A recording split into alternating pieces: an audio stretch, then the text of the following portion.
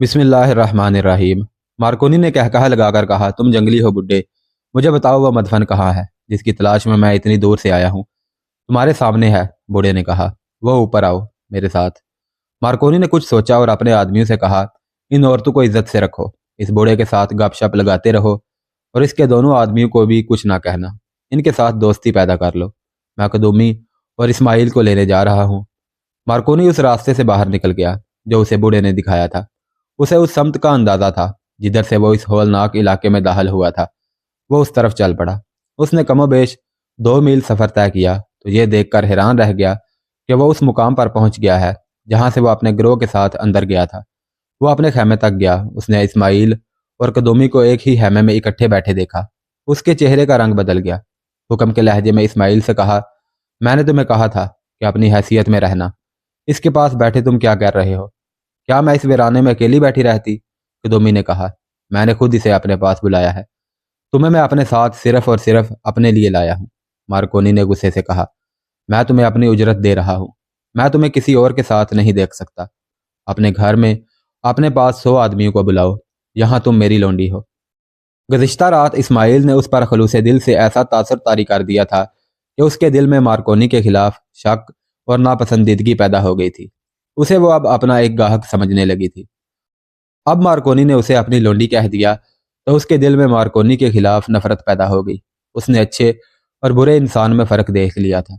हालांकि इस्माइल ने उसे बिल्कुल नहीं कहा था कि वो अच्छा आदमी है, बल्कि ये कहा था कि वो किराए का गुनहगार और उजरत लेकर कत्ल करने वाला आदमी है। कदूमी मार्कोनी को धुतकार नहीं सकती थी क्योंकि वो अपनी तय की हुई उजरत पर आई थी जो वह वसूल करके घर रख आई थी। आगे खजाने के कुछ हिस्से का वादा था जो मशकूक नजर आता था।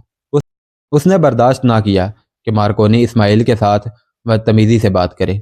इस्माइल मार्कोनी को खामोशी से देख रहा था।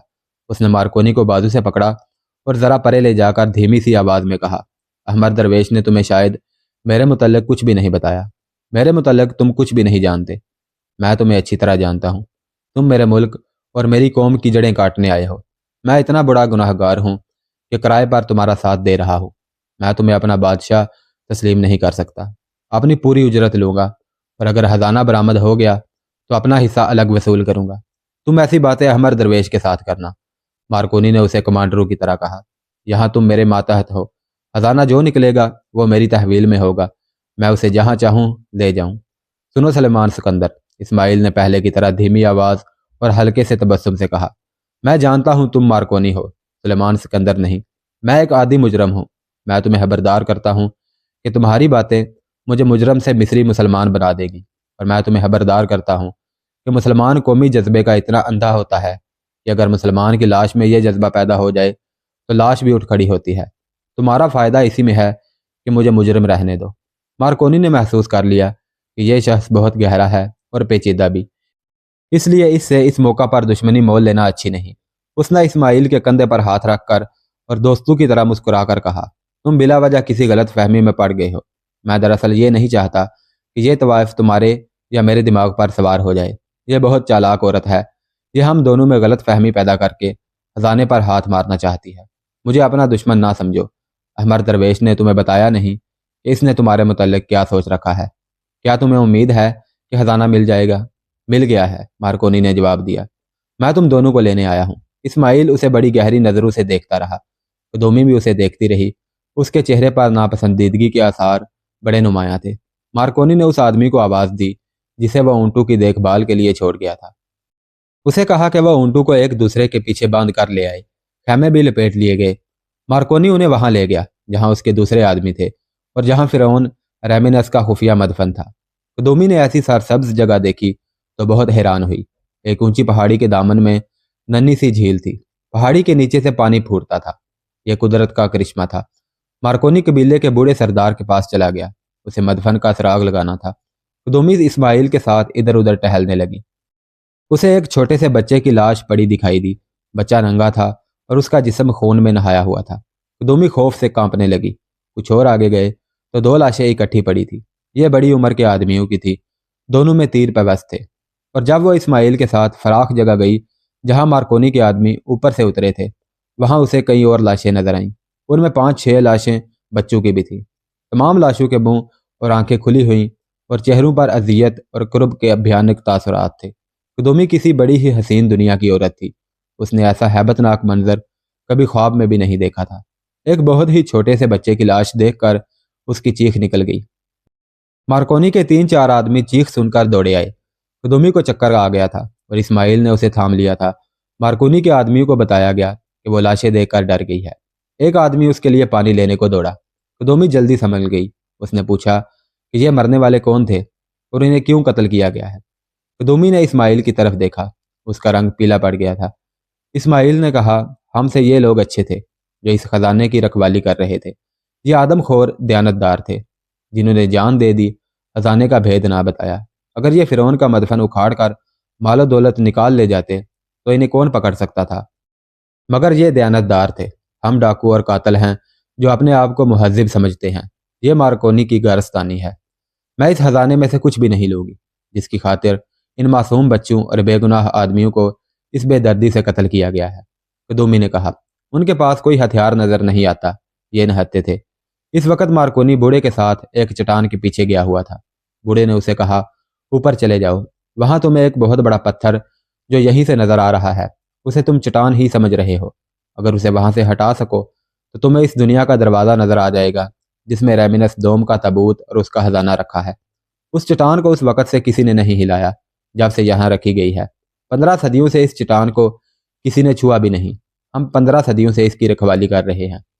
میں تمہیں ریمینس کی موت کے واقعات اس طرح سنا سکتا ہوں جیسے وہ کل میرے سامنے مرا ہو۔ یہ مجھے باپ اور دادا نے سنائے تھے، دادا کو اس کے باپ اور دادا نے سنائے تھے، اور اس طرح 15 صدیوں کی باتیں میرے سینے میں آئیں جو میں نے اپنے قبیلے کو سنا دی ہیں۔ میں یہ باتیں بعد میں سنوں گا، مارکونی نے بے تاب ہو کر کہا، اور وہ چٹان پر چڑھ گیا۔ اسے یقین نہیں آ رہا تھا کہ اوپر کی مخروطی چٹان الگ ہے یا الگ کی جا سکتی ہے۔ اس نے ادھر ادھر سے دیکھنے کی کوشش کی مگر اسے کوئی ایسی جگہ نظر نہ آئی جس سے یہ چٹان الگ معلوم ہوتی۔ وہ نیچے اتر آیا۔ میں جانتا ہوں تم یقین نہیں کرو گے کہ اس چٹان کے 2 حصے ہیں، بوڑھے نے کہا۔ اوپر کا حصہ جو پیچھے پہاڑ کے ساتھ ملا ہوا ہے، پہاڑ اور چٹان کا حصہ معلوم ہوتا ہے، لیکن ایسا نہیں، یہ انسانی ہاتھوں کا کمال ہے۔ اس کی ساحت قدرتی لگتی ہے لیکن یہ انسانوں کی کاریگری ہے۔ ریمینس نے یہ اپنی نگرانی میں بنوایا تھا۔ اس کے نیچے اور پہاڑ کے سینے میں جو دنیا آباد ہے وہ ریمینس نے اپنی زندگی میں تیار کرائی تھی، اور اسے باہر کی دنیا کے انسانوں سے تا قیامت چھپائے رکھنے کے لیے اس نے یہ چٹان بنوائی اور ان آدمیوں کو قید میں ڈال دیا تھا جنہوں نے اس کا مدفن اور چٹان تیار کی تھی۔ وہ مر گیا تو اس کا تابوت یہاں لایا گیا، اس کا ضرورت کا سامان اندر رکھا گیا، کاریگروں کو قید سے نکال کر اوپر چٹان رکھوائی گئی اور ان تمام آدمیوں کو قتل کر دیا گیا۔ 12 آدمیوں کو یہاں غاروں میں آباد کیا گیا۔ انہیں مصر کی 12 خوبصورت عورتیں دی گئی۔ انہیں غاروں میں رہنے کو کہا گیا۔ ان کے ذمے اس جگہ کی رکھوالی تھی۔ آج تم نے جنہیں قتل کر دیا اور میں جو زندہ ہوں، انہی 12 آدمیوں اور 12 عورتوں کی نسل سے ہیں۔ اس چٹان کو ہم وہاں سے ہٹا کس طرح سکتے ہیں؟ مارکونی نے پوچھا۔ تمہاری آنکھیں کہاں ہیں؟ بوڑھے نے پوچھا۔ تمہاری عقل کہاں ہے؟ اور اس نے کہا، چٹان کی چوٹی دیکھو، کیا تم اسے رسے کے ساتھ باندھ نہیں سکتے؟ اگر تمہارے آدمیوں میں طاقت ہے تو مل کر رسے کو کھینچیں تو چٹان نیچے آ سکتی ہے۔ مارکونی مدفن کو بہت جلد بے نقاب کرنے کے لیے بےتاب تھا۔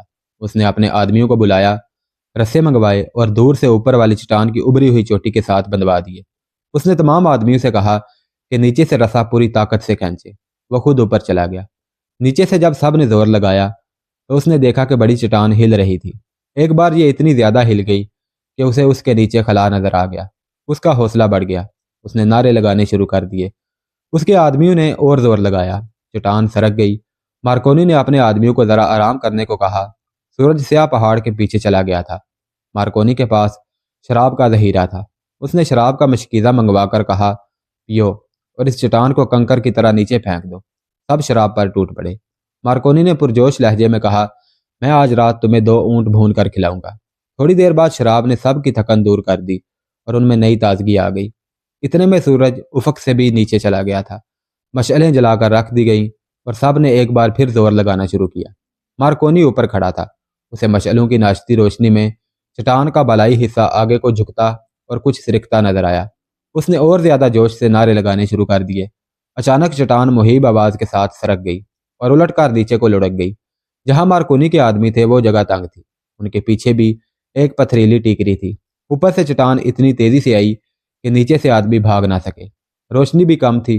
पहाड़ों और चट्टानों में घिरी हुई ये दुनिया बैक वक्त कई एक चीखों से लर्ज उठी और सुकूत तारी हो गया। मार्कोनी दौड़ता नीचे आया। एक मशाल उठाकर देखा। गिरी हुई चट्टान के नीचे से खून बह रहा था। किसी का हाथ नजर आ रहा था, किसी की टांग और किसी का सर, और कुछ ऐसे भी थे जो दरमियान में नीचे आ गए थे। मार्कोनी को किसी के दौड़ने की आहटें सुनाई दी। कोई बच भी गए थे, वो भाग गए थे। उसने टीकरी पर देखा। वहां 4 इंसान खड़े थे। एक बूढ़ा, दूसरा इस्माइल, तीसरा मार्कोनी का एक साथी जो हाँफ रहा था, वो भागा नहीं था, और चौथा इंसान कदूमी थी जो सरापा खौफ बनी खड़ी थी। मार्कोनी आहिस्ता आहिस्ता टीकरी पर आया। उसने चारों को बारी बारी देखा। सब खामोश थे। सबसे पहले बूढ़ा बोला। उसने कहा, मैंने तुम्हें खबरदार कर दिया था कि मुझे तुम्हारी आंखों में मौत नजर आ रही है। मैंने अपने फर्ज को नजरअंदाज करके तुम्हें यह भेद बता दिया था कि यह मौत का भेद है, और मौत मेरा फर्ज पूरा कर देगी। क्या तुम वापस चले जाओगे? नहीं, मार्कोनी ने आहिस्ता से कहा।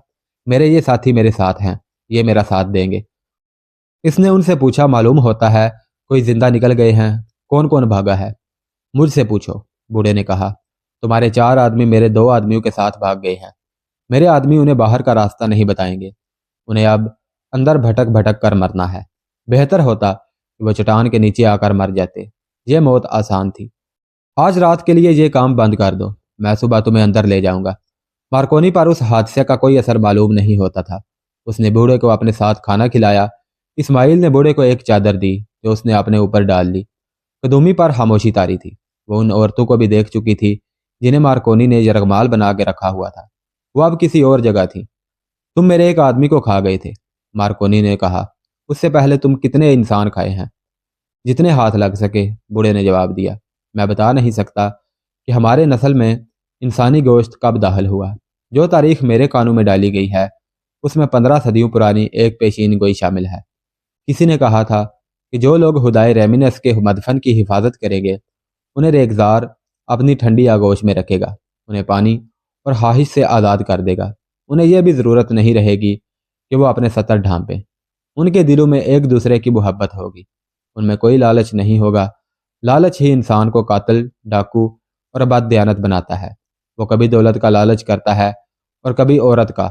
उसका दीन नहीं रहता। लालच फसाद की जड़ है। हमें इस लानत से आज़ाद कर दिया गया था और कहा गया था कि एक वक्त आएगा कि रेमिनस के मुहाफिज इंसान का गोश्त खाएंगे। यहाँ से बाहर जाएंगे, इंसान का शिकार खेलेंगे, और कोई जानवर मिले तो उसे भी खाएंगे। अगर नहीं खाएंगे तो उनकी नस्ल खत्म हो जाएगी। क्या तुम आज भी फिरौनों को खुदा समझते हो? कदूमी ने बूढ़े से पूछा। इंसान बड़ी कमज़ोर चीज़ है, अपने खुदा बदलता रहता है, बूढ़े ने कहा, और कभी इंसान खुद ही खुदा बन जाता है। इस वक्त तुम लोग मेरे खुदा हो, क्योंकि मेरी जान और मेरी बच्चियों की इज्जत जो तुम्हारी कैद में है तुम्हारे हाथ में है। मैंने तुम पर यह राज तुम्हें खुदा समझकर फाश कर दिया है, क्योंकि मैं मरने से डरता हूँ और अपनी बच्चियों को बेआबरू करने से डरता हूँ। फिरौन ने भी तुम्हारी तरह अपने वक्त की महलूक की गर्दन पर भूख और बेगार की छुरी रखकर कहा था कि मैं खुदा हूँ। इंसान ने मजबूर होकर कहा, हाँ तुम ही खुदा हो। भूख और मुफलिसी इंसान को हकीकत से बहुत दूर ले जाकर फेंक देती है। उसके अंदर का इंसान मर जाता है। जिसे हकीकी खुदा ने अशरफुल महलूकात कहा था, उसका सिर्फ जिस्म रह जाता है। जिसे पेट की आग जलाती है तो वो इंसान के आगे सजदे करने लगता है जो उसके पेट की आग ठंडी करता है। इंसान की उसी कमजोरी ने बादशाह पैदा किए, डाकू और राहजन पैदा किए। इंसान को हाकिम और महकूम, जालिम और मजलूम बनाया। लोग कहते हैं कि इंसान को भूख ने बदी से आशना किया है। ये गलत है। इंसान को बदकार ज़रो जवाहरात ने बनाया है। तुम कौन हो? क्या हो? उसने कदूमी से पूछा। इनमें से किसकी बीवी हो? इनमें से किसे अपना आदमी कह सकती हो? बूढ़े को मालूम हो चुका था कि कदूमी काहिरा की रकासा है। कदूमी उसके सवाल से परेशान हो गई। वो पहले ही परेशान थी। बूढ़े के सवाल ने उसका पसीना निकाल दिया। बूढ़े ने उसे खामोश देकर कहा, तुम अपने हसीन चेहरे और जवानी की बदौलत अपने आप को खुदा समझती हो, और तुम्हारी ख्वाहिश करने वाले तुम्हें खुदा कहते हैं। मुझे जंगली और वहशी ना समझो। मेरे पास कपड़े हैं जो मैं पहनकर कभी कभी काहिरा जाया करता हूँ। तुम्हारी मुहज़्ज़िब दुनिया को देखता हूँ, फिर वापस आकर कपड़े उतार देता हूँ।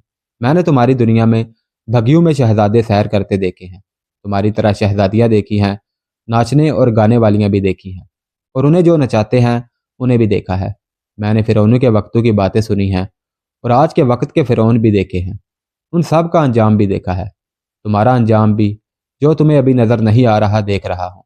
تم نے خزانے کے لالچ میں اتنے بے گناہ انسانوں کا خون کیا ہے، اس گناہ کی سزا سے بچ نہیں سکو گے۔ فرعون بھی نہیں بچ سکے تھے۔ میں صبح تمہیں اندر لے جاؤں گا، ان کا انجام دیکھنا۔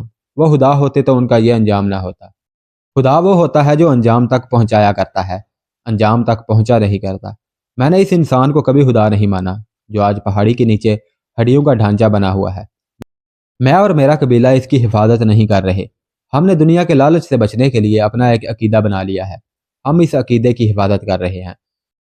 بوڑھا ٹہری ٹہری آواز میں بولتا جا رہا تھا۔ قدومی اسے دیکھ رہی تھی اور بوڑھے کی باتوں میں اسے اپنا انجام نظر آ رہا تھا۔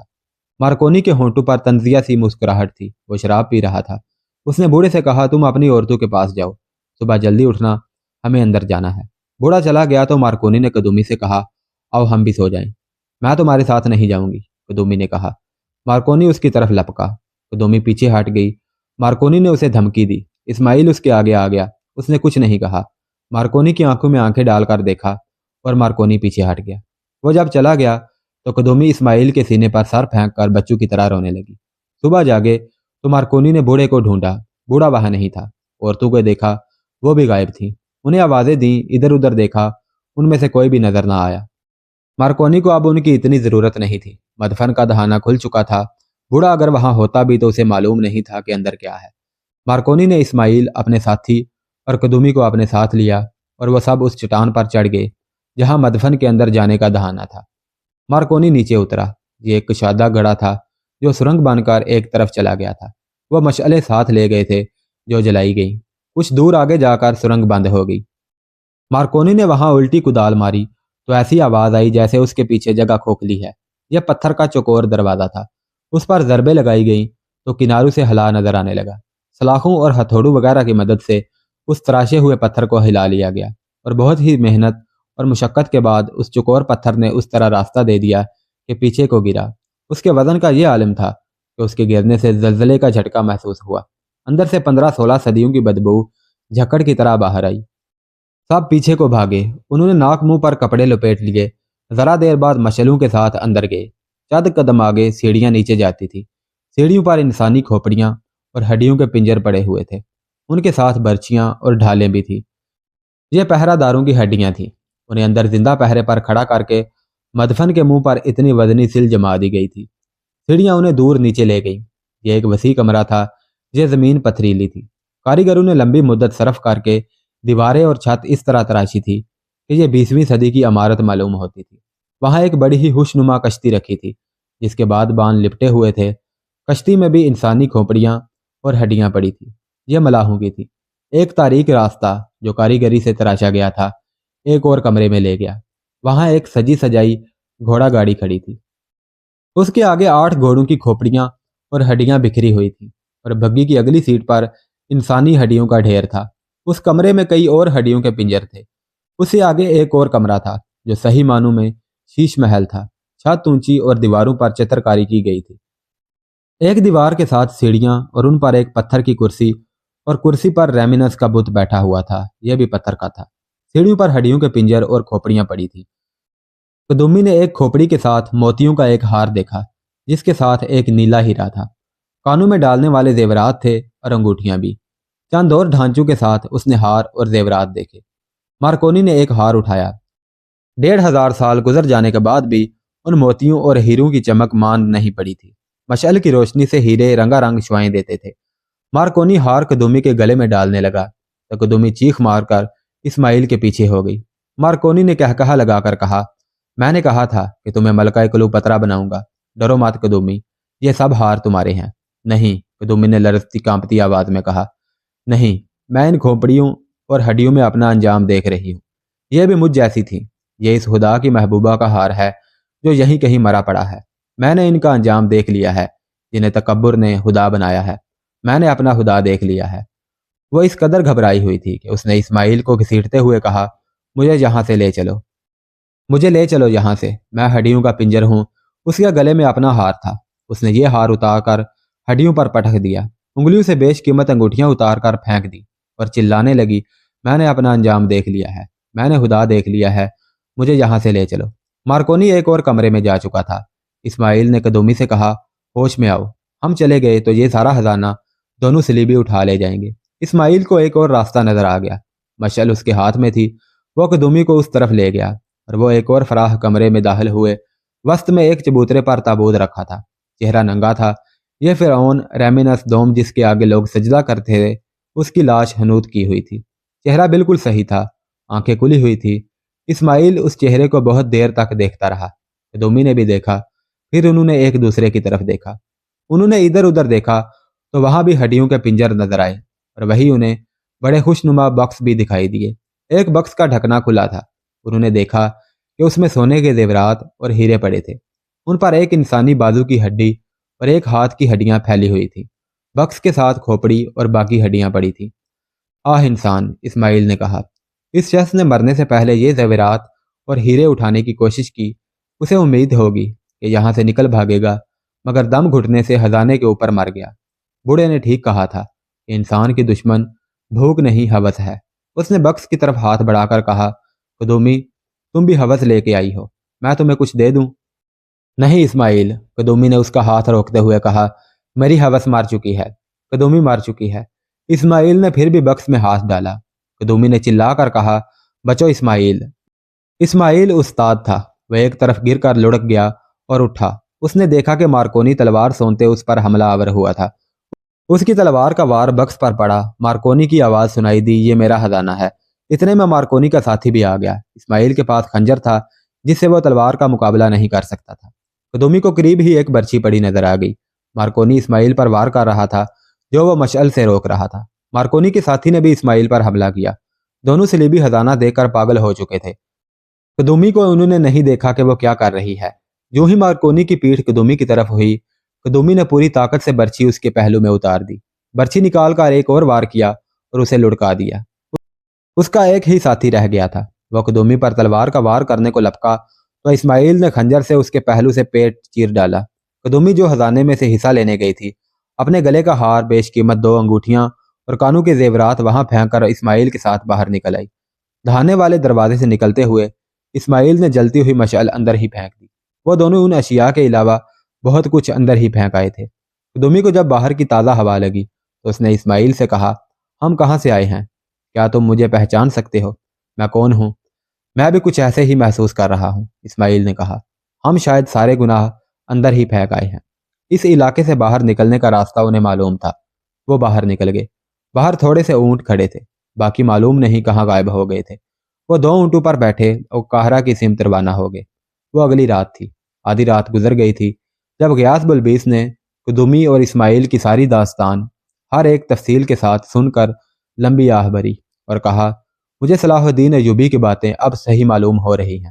اس نے کہا تھا، ان خزانوں سے دور رہو۔ غیاث بلبیس شہری امور کا کوتوال تھا۔ اسماعیل اور قدومی اسے اچھی طرح جانتے تھے۔ وہ گناہوں کا کفارہ ادا کرنا چاہتے تھے۔ وہ صحرا سے لوٹ کر احمر درویش کے پاس جانے کی بجائے غیاث بلبیس کے پاس چلے گئے اور اسے ساری واردات سنا کر بتایا کہ اس کا اصل سرگنا احمر درویش ہے۔ غیاث بلبیس نے اسی وقت علی بن سفیان کو اپنے پاس بلا لیا، اسے یہ واردات سنائی۔ احمر معمولی حیثیت کا آدمی نہیں تھا۔ ان دونوں نے سلطان ایوبی کو جگایا اور اجازت مانگی کہ وہ احمر درویش کو گرفتار کر لیں۔ انہیں اجازت مل گئی۔ انہوں نے فوج کے کچھ آدمی ساتھ لیے اور احمر درویش کے گھر چھاپا مارا۔ سارے گھر کی تلاشی لی۔ وہاں سے وہ نقشے اور کاغذات برآمد ہوئے جو پرانی دستاویزات کے پلندے سے غائب تھے۔ صبح علی بن سفیان اور غیاث بلبیس کے ساتھ فوج کے ایک بڑے دستے کو اس پورے اسرار علاقے کی طرف بھیجا گیا جہاں ریمینس کا مدفن تھا۔ سلطان ایوبی نے حکم دیا تھا کہ ثبوت وغیرہ دیکھ کر مدفن کو اس طرح بند کر دیا جائے جس طرح پہلے تھا، کسی کو اندر نہ جانے دیا جائے۔ اسماعیل رہنمائی کر رہا تھا۔ فوج کی مدد سے مدفن کے دہانے کو اسی وزنی چوکور پتھر سے بند کر دیا گیا جو نیچے پڑا تھا۔ اسے فوج کی ایک بڑی جمعیت نے رسوں اور زنجیروں سے اوپر کیا اور فرعون ایک بار پھر نظروں سے اوجھل ہو گیا۔ مگر اب وہ اپنے جیسے 2 اور گناہگاروں کی لاشیں اپنے مدفن میں لے گیا۔